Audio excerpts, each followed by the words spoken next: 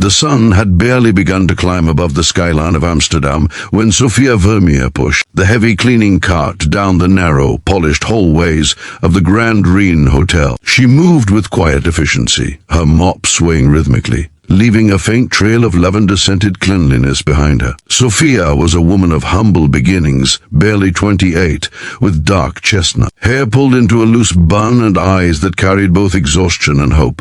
Life had never offered her easy paths. After losing her parents at a young age, she had learned early on that the world only rewarded those who worked quietly and diligently without complaint. Today, like every other day, she would sweep, scrub, and polish in the hope of putting a little money aside for her dream. One day, opening a small cafe by the canals, a place where people could escape, even for an hour, and feel at home. Sofia paused outside room 504, hearing the faint hum of a phone ringing from within. Normally, she would have ignored it. Guests were instructed to handle their own calls, but something about the ringtone, the soft chime, almost musical, made her curious. She knocked lightly, no answer. Tentatively, she pressed the receiver to her ear and, without thinking, answered. "Hello, met Sofia," she said instinctively in Dutch, her voice steady but warm. The voice on the other end was hurried, slightly panicked, speaking in Dutch that twisted and turned with unfamiliar urgency. Sofia's heart beat faster, but she didn't panic. She listened carefully, repeating phrases, nodding softly to herself, as if she could understand everything perfectly. Within moments, she reassured the caller, speaking with calm confidence that belied her lowly position in the hotel. The call ended, and Sofia replaced the receiver, heart racing. She didn't notice at first that the door had opened behind her. A man stood in the doorway, tall, impeccably dressed in a tailored navy suit, hair just a shade lighter than the sun, glinting through the windows.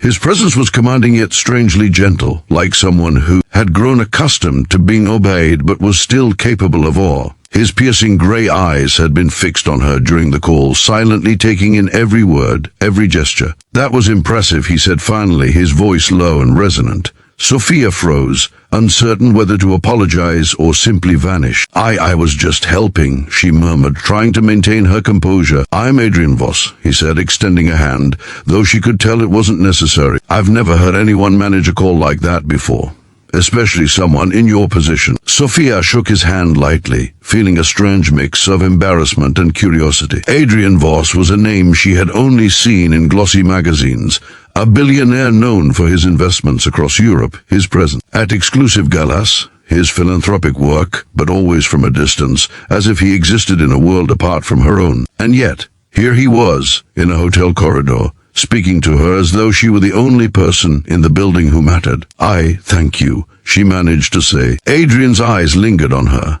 as if trying to understand something beyond her uniform, beyond her mop and dusters. "You have a gift," he said softly, almost to himself, "and not everyone recognizes it." Sofia didn't know how to respond. She was used to being invisible, overlooked, and underestimated. The idea that someone like Adrian Vos might notice her in the middle of an ordinary workday felt surreal. She mumbled something about needing to finish her rounds, pushed the cart forward, and tried to shake off the sudden warmth that had entered her chest.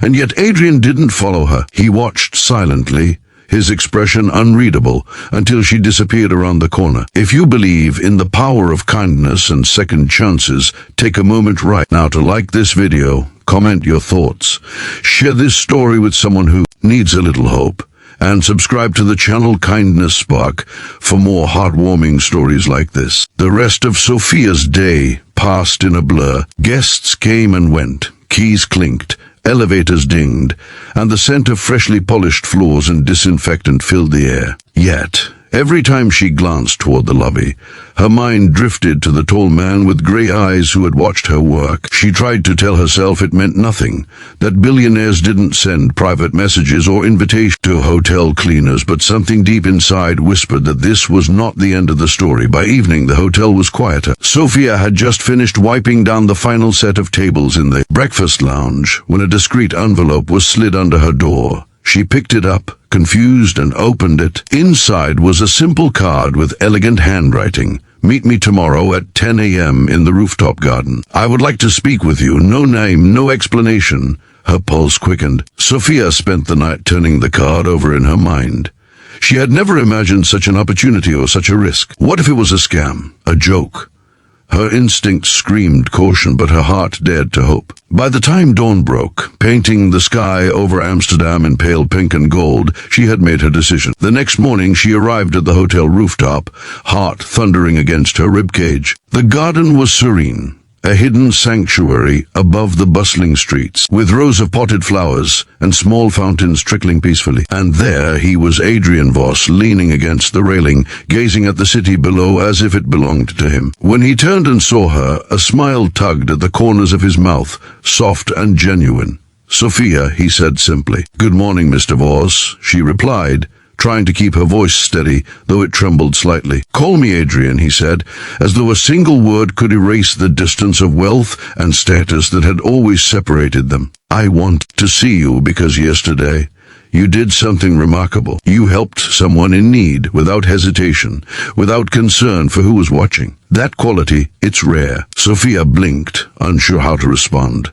She had spent years being overlooked, her small acts of care unnoticed. To hear it acknowledged, so directly, felt like sunlight breaking through a long dark winter. I was just doing my job," she whispered.